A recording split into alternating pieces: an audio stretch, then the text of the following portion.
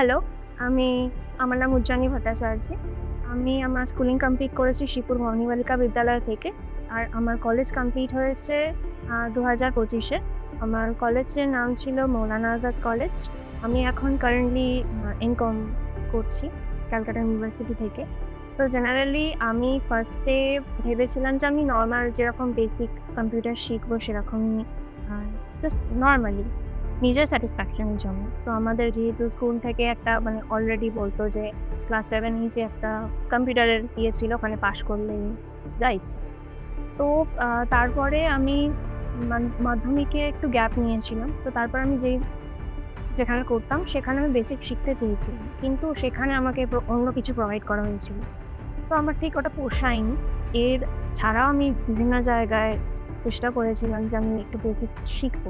তো তারপরে আমাকে আমার একজন টিচার বলেন যে আইসিটি একটা স্কিলস রয়েছে। তো জেনারেলি আমি ফার্স্টে ভেবেছিলাম যে এখানে আমি বেসিক শিখতেই আসবো। কিন্তু এখানে শুধুমাত্র বেসিক থেকে শুরু করে ডিরেক্ট ট্যাক্স, অ্যাডভান্স এক্সেল, তারপরে কমিউনিকেশন ইন্টারভিউ ক্র্যাক করার জন্য কিরমভাবে আমার সফট স্কিল এগুলোকে কাজে লাগাতে হয়, সেই সমস্ত কিছুই আমি এখানে শিখতে পারবো। তো আমি যেই টিচারের কাছে বলেছিলাম, আমার এক্সপেরিয়েন্স শেয়ার করেছিলাম। তো সেই টিচার আমাকে বলেছিল যে, "শুধুমাত্র তো বেসিক শিখলে হবে না, তোকে অন্য কিছু শিখতে হবে।" তো তখন আমি জানতে পারি যে আইসিটি স্কিলসে আমাদের এত কিছু শেখানো হয়। তো সেই মোমেন্টে দাঁড়িয়ে আমার মনে হলো যে না, আইসিটি স্কিলসেই আমি ভর্তি হব। আমি সেই দিনকেই মায়ের সাথে চলে আসি এখানে। আমি কারেন্টলি গভর্নমেন্ট এক্সামের জন্য প্রিপেয়ার হচ্ছি।